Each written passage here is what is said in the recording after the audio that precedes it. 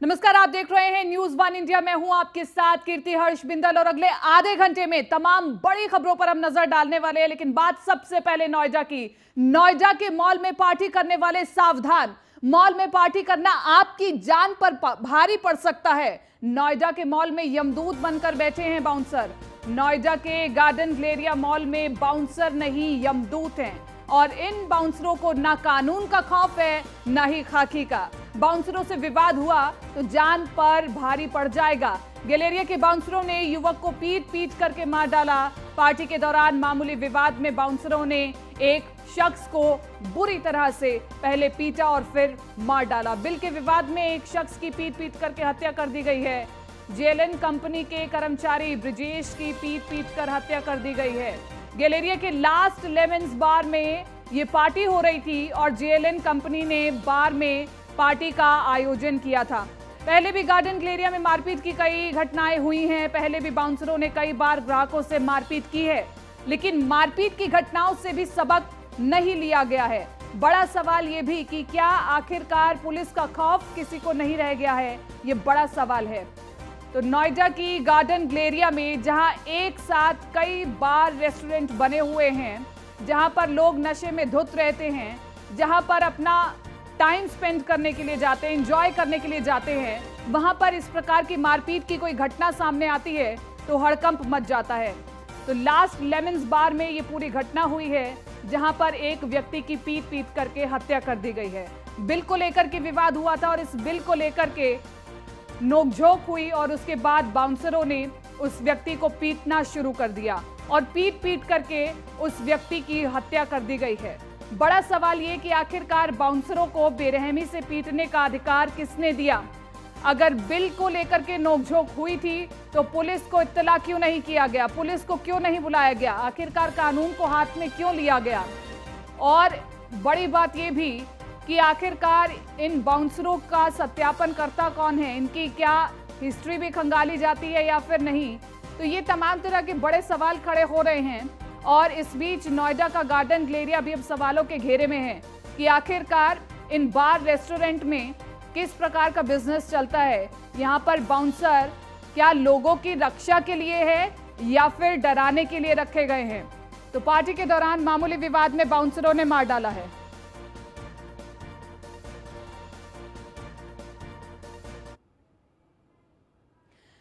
मेरे सहयोगी निशांत ने वहां पर जाकर के जायजा लिया है। दिखाते हैं कि क्या कुछ बातचीत हुई है। नोएडा में भी अब पार्टी करना सेफ नहीं है। हालांकि एक मामला है कि नोएडा का सबसे बड़ा मॉल, जिसे गार्डन गैलेरिया कहा जाता है, ग्रेट इंडिया पैलेस का दूसरा part garden Galleria. Garden Galleria के अंदर पार्टी होती है और पार्टी जो है इसी रेस्टोरेंट के अंदर होती है, जो लोस्ट लेमन रेस्टोरेंट है। ये बार है, पब है और इसके अंदर जब पार्टी होती है तो निजी एक कंपनी होती है, उसके कर्मचारी यहाँ पर पार्टी करने के दौरान आते हैं।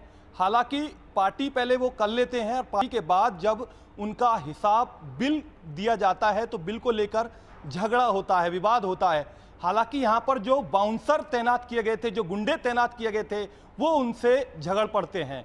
उन गुंडों ने एक युवक जो ब्रिजेश राय नाम के युवक को जबरन इतनी बुरी तरह से पिटाई कर दी कि हालांकि उसकी मौके पर ही इसी रेस्टोरेंट के अंदर मौत हो गई।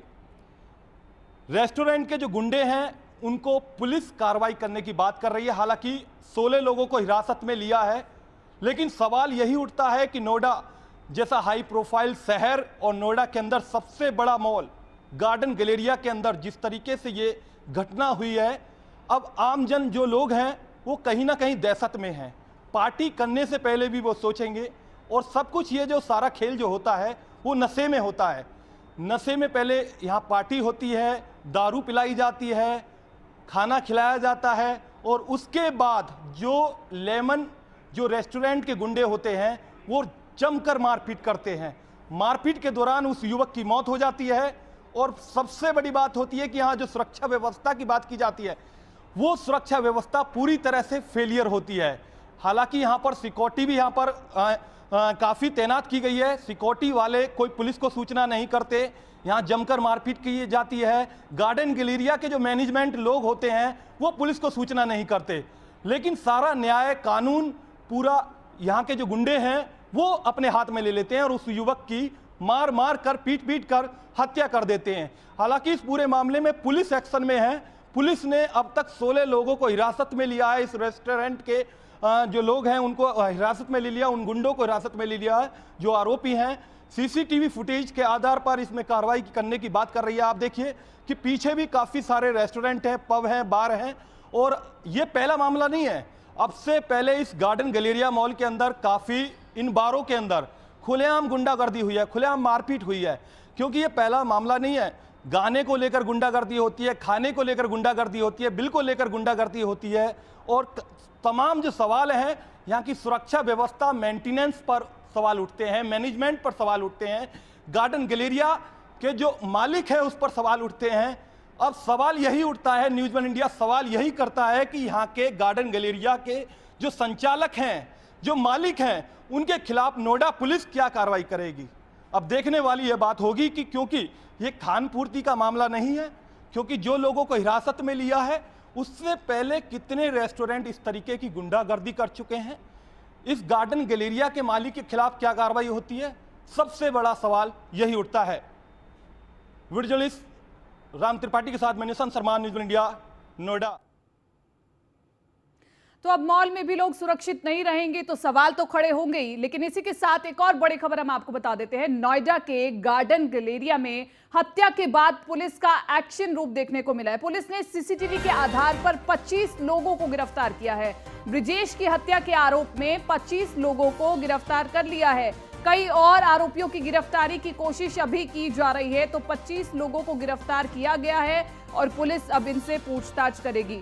वो 25 लोग कौन हैं ये भी जानने की हम कोशिश करेंगे, लेकिन ये पूरा हाई प्रोफाइल मामला बनता जा रहा है। कई और आरोपियों की गिरफ्तारी की भी कोशिश की जा रही है। पुलिस अब इस पूरे मामले में तफ्तीश में जुट गई है और बहुत तेजी से कार्य कर रही है। देखिए, सेक्टर 39 थाना क्षेत्र अंतर्गत गार्डन गैलेरिया मॉल है। उस मॉल में एक बार है जिसका नाम लॉस्ट लेमन है। वहाँ पे कल रात्रि कुछ लोग पार्टी करने गए थे। लगभग 11 बजे के आसपास पार्टी करने वालों और जो रेस्टोरेंट के स्टाफ थे उनके बीच में पैसे के लेन देन को लेकर के मारपीट हुई, झगड़ा हुआ और उसके बाद उसमें से उस मारपीट में एक व्यक्ति को गंभीर चोट लगी। उसको वहाँ से उनके साथियों ने तत्काल हॉस्पिटल लेकर के एडमिट कराया। वहाँ पे जब पहुँचे उसके बाद उनकी मौत हो गई। हम लोग को जानकारी मिली, हम लोगों ने इसमें तत्काल उसमें एफआईआर पंजीकृत की है और पंजीकृत करने के बाद उसमें जो बाहर के जो जितने लोग हैं सबको हम लोगों ने हिरासत में ले लिया है। तो अभी सीसीटीवी फुटेज के आधार पर 25 लोगों की गिरफ्तारी हो चुकी है और अभी संभावना है कि और भी लोगों की गिरफ्तारी हो सकती है। और इसी के साथ साथ अभी उस वक्त यहां पर क्या माहौल है ये जानने की हम कोशिश करेंगे। मेरे सहयोगी निशांत वहां पर मौजूद है। निशांत, क्योंकि एक के बाद एक यहाँ पर कई सारे मॉल्स बने हुए हैं, कई सारे बार रेस्टोरेंट यहाँ पर बने हुए हैं, लेकिन बड़ा सवाल ये उठता है कि यहाँ पर पुलिस की तैनाती कितनी है। देखिए कीर्ति, सबसे बड़ी बात है कि नोएडा का सबसे बड़ा मॉल कहा जाता है और इस मॉल के अंदर इस तरीके से गुंडागर्दी होती है। बीती रात घटना मामला है, बीती रात रेस्टोरेंट के अंदर, इसी गार्डन गैलेरिया के अंदर, इसी मॉल के अंदर गुंडागर्दी की जाती है। सबसे पहले मैं अपने दर्शकों को वो तस्वीरें दिखाऊंगा। यही गार्डन गैलेरिया मॉल है और इसके अंदर आप देखिए सेकंड फ्लोर पर लॉस्ट लेमन जो रेस्टोरेंट है, जो पब है, उसके अंदर मारपीट की जाती है। और जो यहाँ पर लोग आते हैं पार्टी करने के लिए, एक निजी कंपनी के अंदर जो कर्मचारी होते हैं, काफी संख्या में वो कर्मचारी होते हैं, पहले से ही टेबल बुकिंग की जाती है और उसके अंदर पार्टी की जाती है और उस पार्टी के अंदर सिर्फ बिल को लेकर एक जो विवाद होता है। और ये लॉस्ट लेमन यही रेस्टोरेंट है गार्डन गैलेरिया का, बिल को लेकर ये विवाद होता है और बिल के बाद विवाद के दौरान में जो इस लॉस्ट लेमन के अंदर जो बाउंसर तैनात होते हैं वो कहीं ना कहीं झगड़ा कर बैठते हैं और उसके बाद बुरी तरह से बेरहमी से उसकी पिटाई करते हैं, जहां ब्रजेश राय नाम के युवक की मौके पर ही मौत हो जाती है। हालांकि ये पहला मामला नहीं है गार्डन गैलेरिया। गार्डन गैलेरिया के अंदर काफी संख्या में लगभग देखा जाए 1 दर्जन से अधिक रेस्टोरेंट हैं, बार हैं, पब हैं और उनके अंदर सभी के अंदर लगभग ज्यादा से ज्यादा शराब पिलाई जाती है, नंगा नाच होता है। और ये देखने वाली बात है कि कानून को ये जो गार्डन गैलेरिया के अंदर जो रेस्टोरेंट है वो कानून को हाथ में लेते हैं। जिस तरीके से लॉस्ट लेमन का मामला सामने आया है वो कहीं ना कहीं दिल दहलाने वाला मामला है, दहशत का मामला है। नोएडा जो आम जन है, लोग बाहर से भी आते हैं यहाँ पर पार्टी करने, लोग दिल्ली से भी आते हैं, गाजियाबाद से भी आते हैं, आसपास के दिल्ली एनसीआर का एक बड़ा मॉल कहा जाता है। और जिस तरीके से ये घटना हुई है, लोग दहशत में हैं, क्योंकि अब पार्टी करने से पहले भी लोग सोचेंगे, समझेंगे और उसके बाद इस तरीके से पार्टी करेंगे। हालांकि इस पूरे मामले में लॉस्ट लेमन जो बहुत गंभीर रेस्टोरेंट सवाल है, लगे हैं। क्या लॉस्ट लेमन के कोई मैनेजर या फिर कोई मालिक अभी तक मीडिया के सामने आया है या फिर अपने बचाव में कोई बयान अभी उनकी ओर से दिया गया है? देखिए, लॉस्ट लेमन की तरफ से कोई बयान नहीं दिया गया है, गार्डन गैलेरिया की तरफ से कोई बयान नहीं दिया गया है। और सबसे बड़ी बात यह है कि गार्डन गैलेरिया की जो सुरक्षा व्यवस्था है वो पूरी तरह से कहीं ना कहीं फेलियर है। यहाँ के मैनेजमेंट की बात करी जाए, मेंटेनेंस की बात की जाए और तमाम यहाँ के प्रबंधकों की बात की जाए या यहाँ के संचालक मालिक की बात की जाए, कहीं ना कहीं इन पर सवाल उठ रहे हैं। क्योंकि ये पहला मामला नहीं है, अब से पहले कितनी बार गुंडागर्दी हुई है। खाने को लेकर गुंडागर्दी होती है, बिल को लेकर गुंडागर्दी होती है, गाना बजाने को लेकर गुंडागर्दी होती है। और ये नोएडा के हाई प्रोफाइल इस मॉल के अंदर तमाम तरीके से गुंडागर्दी होती है। सवाल यहाँ के जो मेंटेनेंस व्यवस्था, सुरक्षा, तमाम सवाल उठते हैं। और ये सवाल जो है वो कहीं ना कहीं कानून के घेरे में यहाँ के जो गैलेरिया मॉल के, गार्डन गैलेरिया मॉल के जो मालिक हैं वो भी हैं, उनके खिलाफ पुलिस क्या कार्रवाई करती है। क्योंकि पहला मामला नहीं है, क्योंकि रेस्टोरेंट के मालिक पर क्या कार्रवाई होती है ये सबसे बड़ी बात है, गार्डन गैलेरिया के मालिक पर क्या कार्रवाई होती है ये भी सबसे बड़ी बात है। क्योंकि अब से पहले कितनी बार इस मॉल के अंदर गुंडागर्दी हुई है, इन रेस्टोरेंट के अंदर गुंडागर्दी हुई है। इनको परमिशन, बार के अंदर जो परमिशन है वो 12 बजे तक, 1 बजे तक दी जाती है, लेकिन 4 बजे तक पार्टी चलती है। नशे के धुत में ये सारी गुंडागर्दी होती है। और ये पहले भी कितनी तस्वीरें आई, कितनी बार मारपीट हुई, पुलिस ने इस मामले में संज्ञान लिया। कैमरा घुमाइए और दिखाइए जरा कि जिस कानून की हम बात कर रहे हैं कि वहां पर पुलिस अधिकारी भी मौजूद रहने चाहिए, फिलहाल पुलिस की अभी कितनी तैनाती है? क्योंकि रात के वक्त इतने ज्यादा लोग यहाँ पर आते हैं तो जरूरी है कि यहाँ पर सिक्योरिटी भी फुल होनी चाहिए। अभी दिखाइए कि पुलिस की तैनाती कितनी है। देखिए कीर्ति, हम अपने दर्शकों को उसी मॉल की, वो ही गार्डन गैलेरिया जो सबसे बड़ा मॉल है, चर्चित है, और जिस तरीके से ब्रिजेश नाम के युवक की इसी मॉल के अंदर मौत हो गई और इसी रेस्टोरेंट के अंदर लॉस्ट लेमन के अंदर आप देखिए जो बिल्डिंग है वो ही लॉस्ट लेमन है। इसके अंदर लगभग 1 दर्जन रेस्टोरेंट बने हुए हैं, बार बने हुए हैं, पब बने हुए हैं, जिनके अंदर शराब पिलाई जाती है। अभी आप देखिए यहाँ पर ना तो आपको सिक्योरिटी कर्मी दिखाई दे रहा है, ना पुलिस सुरक्षा दिखाई दे रही है। जिस तरीके से ये घटना हुई है, तमाम तरीके से स्थानीय पुलिस से लेकर यहाँ की मौजूदगी जो सिक्योरिटी कर्मी है उन पर सवाल उठ रहे हैं। अभी आप देखिए, कोई भी यहाँ पर पुलिस की बात की जाए, खासकर पुलिस व्यवस्था की बात की जाए, कोई भी यहाँ पर पुलिस की गाड़ी मौजूद नहीं है, लेपर्ड मौजूद नहीं है, बीट मौजूद नहीं है। तमाम तरीके के सवाल उठते हैं। और बड़ी बात यह है कि हैरानी की बात यह है कि मॉल के अंदर एक पुलिस चौकी स्पेशली क्राइम को, लॉ एंड ऑर्डर को काबू करने के लिए, कंट्रोल करने के लिए पुलिस चौकी जीआईपी के नाम से बनी हुई है, इसी मॉल के नाम से बनाई गई है। हालांकि उस पुलिस चौकी पर बड़ी घटना घटित हो जाती है और इस पर नहीं दी जाती, और जो गुंडे होते हैं अभी तक कोई ज्यादा बड़ा एक्शन दिखाई नहीं दिया है। ठीक है, ठीक है निशांत, अगर कोई बड़ी अपडेट आती है तो हम तक जरूर पहुंचाइएगा। आगे बढ़ रहे हैं, योगी सरकार के मंत्रियों को मंडल प्रभारी की जिम्मेदारी दी गई और इसी हफ्ते से ही कैबिनेट मंत्री मंडलावर का दौरा करेंगे। योगी सरकार के मंत्रियों को मंडल प्रभारी की जिम्मेदारी दी गई है। इसी हफ्ते से मंडलावर दौरा करेंगे कैबिनेट मंत्री। नंद गोपाल नंदी को बरेली मंडल की जिम्मेदारी दी गई है और इसी के साथ साथ सुरेश खन्ना को लखनऊ मंडल की जिम्मेदारी दी गई है। जितिन प्रसाद को कानपुर मंडल की जिम्मेदारी मिली है। बेबी रानी मौर्य को झांसी मंडल की जिम्मेदारी मिली है। धर्मपाल को गोरखपुर मंडल की जिम्मेदारी मिली है। केशव प्रसाद मौर्य को आगरा मंडल की जिम्मेदारी मिली है। ब्रिजेश पाठक को वाराणसी मंडल की जिम्मेदारी मिली है और लक्ष्मी नारायण को अलीगढ़ मंडल की जिम्मेदारी मिली है। तो ये बड़ी खबर इस वक्त की हम आपको बता रहे हैं। धर्मपाल को गोरखपुर मंडल की जिम्मेदारी मिली है, केशव प्रसाद मौर्य को आगरा मंडल की जिम्मेदारी मिली है और इसी के साथ साथ आपको बताते चले ब्रिजेश पाठक को वाराणसी मंडल की जिम्मेदारी दी गई है।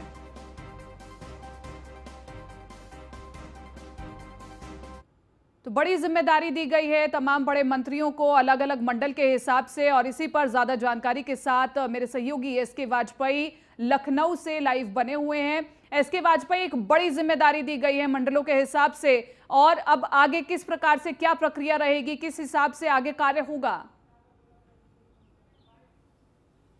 बिल्कुल, मुख्यमंत्री योगी आदित्यनाथ ने अपने सभी मंत्रियों को निर्देशित किया है कि वो सप्ताह में कम से कम 3 दिन अपने प्रभार वाले जिलों में जाएं, वहां पर स्थानीय स्तर पर जो चीजें हैं उनको सॉर्ट आउट कराएं, वहां की समस्याओं का निस्तारण करें, जो योजनाएं हैं उनका तेजी से क्रियान्वयन ग्रामीण स्तर तक कराएं, जिसको लेकर मंत्रियों को निर्देशित किया गया था। आज मुख्यमंत्री योगी आदित्यनाथ कैबिनेट की बैठक के बाद अपने मंत्रिपरिषद के सदस्यों के साथ बैठक कर रहे थे, जिसमें सभी कैबिनेट, सभी राज्य और राज्य मंत्री स्वतंत्र प्रभार इस बैठक का हिस्सा थे, जिसमें मुख्यमंत्री योगी आदित्यनाथ ने सभी मंत्रियों को मंडल आवंटित कर दिए हैं और उन मंडल के सभी जिलों की जिम्मेदारी संबंधित मंत्रियों की होगी। हालांकि इन कैबिनेट मंत्रियों के साथ राज्य मंत्री और राज्य मंत्री स्वतंत्र प्रभार भी लगाए जाएंगे और ये सभी उस जिस मंडल की जिम्मेदारी है उन सभी जिलों में जाएंगे और कहीं ना कहीं वहां पर स्थानीय स्तर पर उत्तर प्रदेश सरकार की योजनाओं की क्या स्थिति है, अगर कोई समस्या है तो वो कैसे दूर होगी और काम कितने स्तर तक आगे बढ़ा है, जो दिशा निर्देश लखनऊ से जारी हो रहे हैं उनका स्थानीय स्तर पर कितना अनुपालन हो रहा है, उसका स्थलीय निरीक्षण भी करेंगे। अगर हम बात करें इन मंत्रियों को लेकर तो डिप्टी सीएम केशव प्रसाद मौर्य को आगरा मंडल, डिप्टी सीएम ब्रजेश पाठक को वाराणसी मंडल, उत्तर प्रदेश में संसदीय कार्य और वित्त मंत्री सुरेश खन्ना को लखनऊ मंडल, धर्मपाल सिंह जो उत्तर प्रदेश में पशुधन विकास मंत्री है, अल्पसंख्यक कल्याण भी उनके पास है, उनको गोरखपुर मंडल। इस तरीके से जिम्मेदारी बांटी गई है। तो कहीं ना कहीं लगातार उत्तर प्रदेश सरकार कोशिश कर रही है कि कैबिनेट के साथ राज्य मंत्रियों को जोड़ा जाए और एक टीम बनाकर मंडल स्तर पर भेजा जाए, जो जिलों जिलों का दौरा करेगी, वहां पर उत्तर प्रदेश सरकार की जो योजनाएं हैं, जो परियोजनाएं हैं, उनका निरीक्षण करेगी, जो दिशा निर्देश लखनऊ से दिए जा रहे हैं उनका स्थलीय स्तर पर कितना इंप्लीमेंट हो रहा है, इन सारी चीजों को देखेगी। और 15 मई वो तारीख मुख्यमंत्री योगी आदित्यनाथ ने निर्धारित की है जिस तारीख में इन टीमों को वापस आने के बाद मुख्यमंत्री कार्यालय को अपनी रिपोर्ट सौंपनी होगी। तो निश्चित है मुख्यमंत्री योगी आदित्यनाथ जो 100 दिन का एजेंडा लेकर चल रहे हैं, कहीं ना कहीं 100 दिन में जो दिशा निर्देश उत्तर प्रदेश सरकार की तरफ से, मुख्यमंत्री योगी आदित्यनाथ की तरफ से जारी किए गए हैं, उनका इंप्लीमेंट क्या हुआ है। मंत्रियों का जो ये दल मंडल स्तर पर जाएगा और जिले जिले का दौरा करेगा, स्थलीय जो डाटा कलेक्ट करेगा, वो 15 मई तक मुख्यमंत्री कार्यालय को देना है। मुख्यमंत्री योगी आदित्यनाथ देखेंगे कि मंत्रियों की स्थलीय रिपोर्ट क्या है, वास्तव में जो निर्देश दिए गए थे उन पर कितना काम हुआ है और अगर कहीं कोई कोताही बरती गई है, लापरवाही हुई है, कहीं ना कहीं जो आने वाले कार्य हैं उसमें कहीं ना कहीं सुगमता भी होगी और बहुत स्मूथ तरीके से कार्य चलेगा। ठीक है, आप बने रहिए हमारे साथ, आपसे आगे भी और जानकारी लेंगे। और अब रुक कर रहे हैं अगले खबर की और। योगी कैबिनेट बैठक में 10 में से 9 प्रस्तावों को मंजूरी मिल गई है। 9 प्रस्ताव पर यूपी कैबिनेट की मोहर लग चुकी है। यूपी 10 लाख लीटर इथेनॉल का प्रोडक्शन करेगा। यूपी कैबिनेट ने इथेनॉल के उत्पादन को अनुमति दे दी है। विधानसभा की समिति बनी है, सुरेश खन्ना समिति अध्यक्ष होंगे। पीडब्ल्यूडी को सिंचाई विभाग की जमीन दी जाएगी। सहारनपुर में 2 लेन ओवरब्रिज बनेगा और अनुदेशकों का मानदेय 2000 रुपए बढ़ा दिया जाएगा। रसोइयों का मानदेय भी बढ़ाया जाएगा। तो ये कई अहम बड़े फैसले हैं जो आज की योगी कैबिनेट में लिया गया है। आज मुख्यमंत्री योगी आदित्यनाथ ने कैबिनेट की बैठक ली है और इस कैबिनेट बैठक में पहले ही संभावना जताई जा रही थी कि कई अहम प्रस्तावों पर मुहर लग सकती है और हुआ भी कुछ ऐसा ही। 10 प्रस्तावों में से 9 प्रस्तावों पर मुहर लग चुकी है। मेरे सहयोगी एसके वाजपेयी लगातार बने हुए हैं ज्यादा जानकारी के साथ। एसके वाजपेयी, जैसी संभावना जताई जा रही थी हुआ भी कुछ वैसा ही। 10 में से 9 प्रस्तावों पर मंजूरी मिल चुकी है। इसके अलावा और क्या कुछ जानकारी है आपके पास? बिल्कुल, अगर हम देखें तो मुख्यमंत्री योगी आदित्यनाथ आज अपनी तीसरी कैबिनेट की बैठक कर रहे थे, जो कि दूसरे कार्यकाल में तीसरी बार हो रही थी और सभी जो कैबिनेट मंत्री थे वो इस बैठक में मौजूद थे। स्वतंत्र प्रभार मंत्री भी इस बैठक में थे और मुख्यमंत्री योगी आदित्यनाथ के सामने आज 10 प्रस्ताव रखे गए जिस पर यूपी कैबिनेट ने विचार किया। 9 प्रस्तावों पर मोहर लगी और अगर हम इन 9 प्रस्तावों में देखें तो जो बड़े प्रस्ताव हैं, जिसमें उत्तर प्रदेश सरकार की तरफ से जो पूर्वांचल एक्सप्रेसवे बनाया गया है, जिसको यूपीडा ने बनाया है, उस एक्सप्रेसवे पर अभी तक टोल नहीं लग रहा रहा है और ना ही टोल की दरें अभी तक निर्धारित हैं। सुरक्षा और मेडिकल की जो सुविधा होती है एक्सप्रेसवेज पर, वो भी अभी तक उपलब्ध नहीं है। उसको लेकर आज यूपी कैबिनेट में प्रस्ताव पास हो चुका है। मतलब बिल्कुल साफ है कि सुरक्षा व्यवस्था के व्यापक इंतजाम होंगे, मेडिकल सुविधा भी अब पूर्वांचल एक्सप्रेसवे पर उपलब्ध होगी और टोल टैक्स की दरें भी निर्धारित होंगी। मतलब आने वाले समय में टोल टैक्स लगेगा, जिसमें 6 एम्बुलेंस और 12 पेट्रोलिंग वाहन होंगे, जो संस्था जिसको पूरी निविदा के तहत काम दिया जाएगा पूरे पूर्वांचल एक्सप्रेसवे, जो कि 341 किलोमीटर का लंबा है। ठीक है, बहुत बहुत शुक्रिया तमाम इस जानकारी के लिए और बातचीत के लिए। ये नाबार्ड वित्त पोषित RIDF जो रूरल इंफ्रास्ट्रक्चर डेवलपमेंट फंड है, उसके अंतर्गत जो सड़कें बनेंगी उसका 5 वर्षीय उसमें अनुरक्षण व्यय भी शामिल होगा, अधिकतम 10%। कोई मैन्युफैक्चरिंग डिफेक्ट हो या फिर 5 वर्ष तक उसका अनुरक्षण हो, उसमें अधिकतम उसकी कास्ट आएगी, उसका अधिकतम 10% उसके ऊपर लोड होकर उसका अनुरक्षण किया जाएगा। ये PWD का प्रस्ताव आज कैबिनेट में पास किया गया। पूर्वांचल एक्सप्रेसवे पर स्थापित टोल प्लाजा के संचालन, टोल कलेक्शन तथा 6 एम्बुलेंस व 12 पेट्रोलिंग वाहन आवश्यक कर्मियों के साथ उपलब्ध कराए जाने हेतु एजेंसी के चयन के संबंध में पीछे निविदा हुई थी और 222 करोड़ रुपए में निविदा हुई है। 200 करोड़ रुपए हमारा रिजर्व प्राइस था और 222 करोड़ रुपए जो H1 आया उनको ये दिया गया है।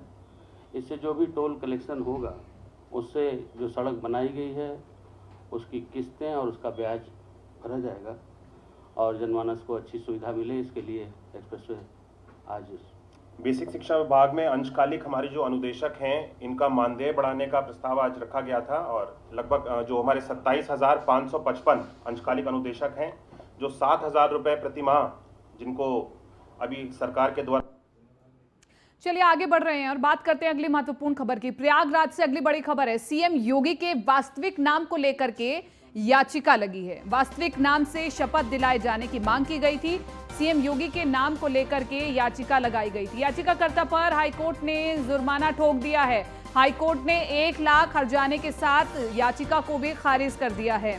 इलाहाबाद हाईकोर्ट ने मुख्यमंत्री योगी आदित्यनाथ के खिलाफ दाखिल जनहित याचिका 1 लाख रुपए के हर्जाने के साथ खारिज कर दी है। कोर्ट ने कहा कि हर्जाना राशि 6 सप्ताह के भीतर विकलांग आश्रम जवाहरलाल नेहरू रोड प्रयागराज में याची जमा करे।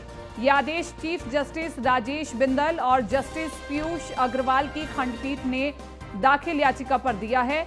याचिका में कहा गया था कि कई नामों के कारण प्रदेश के करोड़ों की जनता के बीच संशय बना रहता है कि मुख्यमंत्री का नाम क्या है। कहा गया था कि चुनाव में नामांकन के समय आदित्यनाथ पुत्र अवैधनाथ लिखा गया, जबकि चीफ सेक्रेटरी के ट्विटर हैंडल पर महंत योगी आदित्यनाथ जी महाराज लिखा है।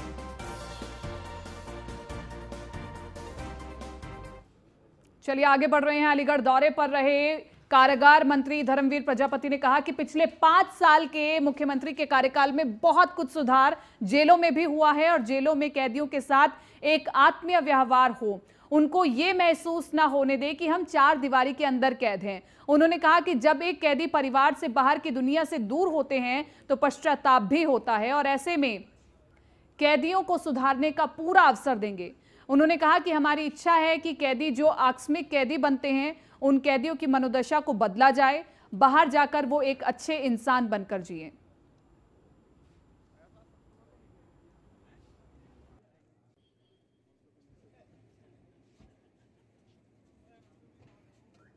अब कांग्रेस पार्टी देश में बहुत समय शासन किया कांग्रेस पार्टी ने और विशेष रूप से कांग्रेस पार्टी के शासन में ये स्थितियां रही हैं। इसलिए जनता ने भारतीय जनता पार्टी को आगे बढ़ाया है, भारतीय जनता पार्टी की विचारधारा को पसंद किया है और भारतीय जनता पार्टी इस समय देश दुनिया की सबसे बड़ी पार्टी इस देश की जनता ने बनाया है, यही कारण है। अब कांग्रेस पार्टी देश में बहुत समय शासन किया कांग्रेस पार्टी ने और विशेष स्वतंत्र प्रभार राज्य मंत्री दयाशंकर दयालु ने गाजीपुर के राजकीय होम्योपैथिक मेडिकल कॉलेज का निरीक्षण किया। निरीक्षण के दौरान कॉलेज परिसर में लगने वाले वाटर लॉगिंग समेत अन्य समस्याओं को सुना। मीडिया से बातचीत के दौरान राज्य मंत्री दयाशंकर मिश्र दयालु ने कहा कि सबसे ज्यादा दिक्कत बरसात के समय में वाटर लॉगिंग की होती है। जल्दी इस समस्या का समाधान किया जाएगा। आगे उन्होंने कहा कि गाजीपुर में आयुर्वेद कॉलेज खोलना है, जमीन की तलाश की जा रही है।